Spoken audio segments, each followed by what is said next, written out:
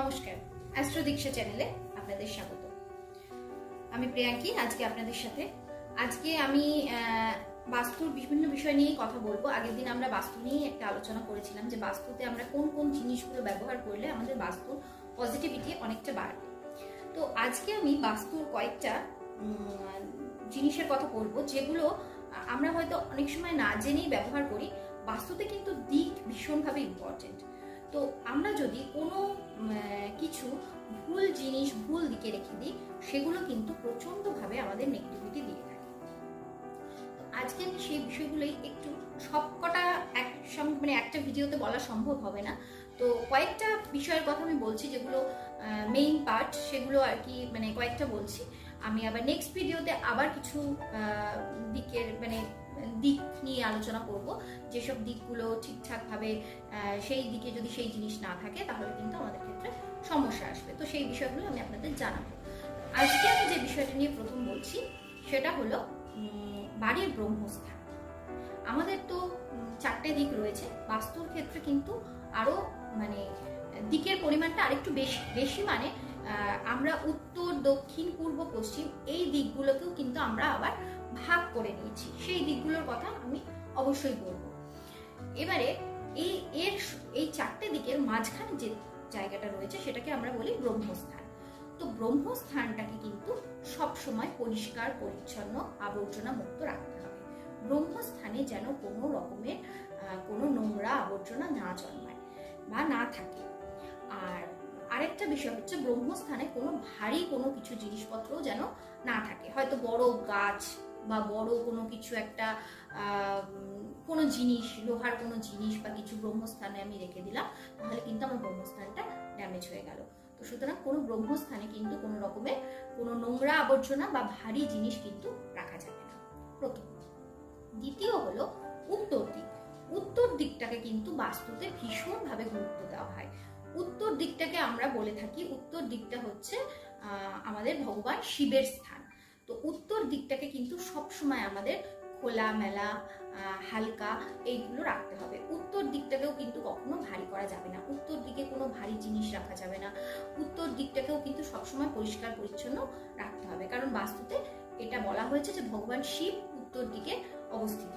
তো সুতরাং উত্তর দিকটাকে কিন্তু আমাদের খুব সুন্দরভাবে মেনটেন করে রাখতে হবে।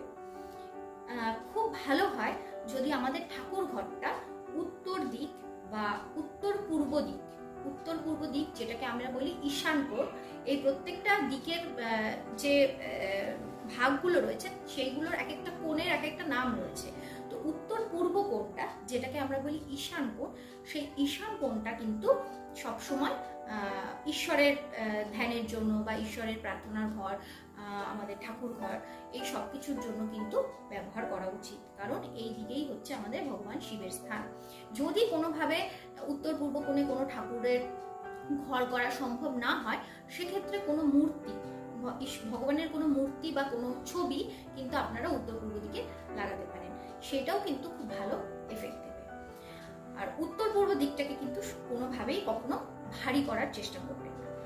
আর উত্তর দিকে সবসময় জলের দিক, জলের জিনিসপত্র রাখতে পারেন, জলের ট্যাঙ্ক বা কিছু, এইগুলো কিন্তু উত্তর দিকে রাখা যেতে পারে, কিন্তু উত্তর পূর্ব কোণে নয়। উত্তর পূর্ব কোণে রাখলেই কিন্তু আবার ওই জায়গাটা যদি ভারী হয়ে যায় সেক্ষেত্রে কিন্তু সমস্যা। কিন্তু আপনারা কিন্তু উত্তর দিকে আপনারা জলের ট্যাঙ্কগুলো রাখতে পারেন, জল যেখান দিয়ে পাস হচ্ছে বা কল, এই ধরনের কিছু ভারী না করলেই হলো, কিন্তু জল যেদিক দিয়ে যেতে পারে বা কিছু এরকম ধরনের কিছু ব্যবস্থা কিন্তু আপনারা উত্তর দিকে রাখতে পারেন।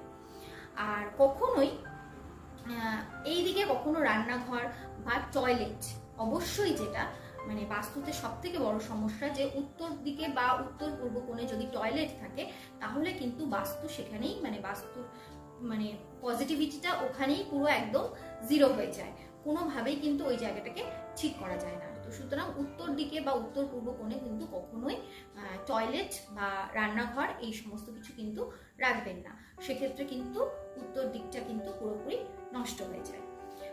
যদি পারেন উত্তর দিকে কোনো গণেশের ছবি লাগাতে পারেন, যেটার ডান দিকে সুর রয়েছে, এরকম কোনো গণেশের ছবিও কিন্তু আপনারা উত্তর দিকে লাগাতে পারেন, সেটাও কিন্তু খুব ভালো আমাদের পজিটিভিটি বাড়িয়ে দেয়। আর আমি যেগুলো বাস্তুর ক্ষেত্রে ব্যবহারের কথা বলেছি, যে ওই উইন্ড চাইমস বা কিছু এই ধরনের অ্যাকোয়ারিয়াম, এই সব জিনিসগুলো কিন্তু আপনারা উত্তর দিকে রাখতে পারেন। তো আজকে আমি মোটামুটি উত্তর দিকটা নিয়েই কথা বললাম। পরের দিন আমি আবার আরেকটা দিক নিয়ে কথা বলবো, সেই দিকে কি রাখা উচিত।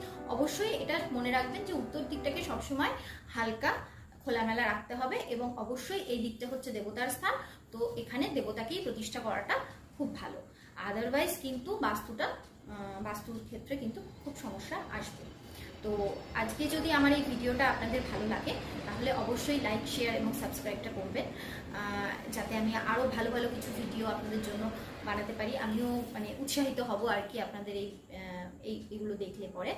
তো সেক্ষেত্রে আমি আশা করব যে আপনারা এই ভিডিওটা দেখে অবশ্যই লাইক করবেন। তো আজকের মতো আমার এই ভিডিওটা এই পর্যন্তই।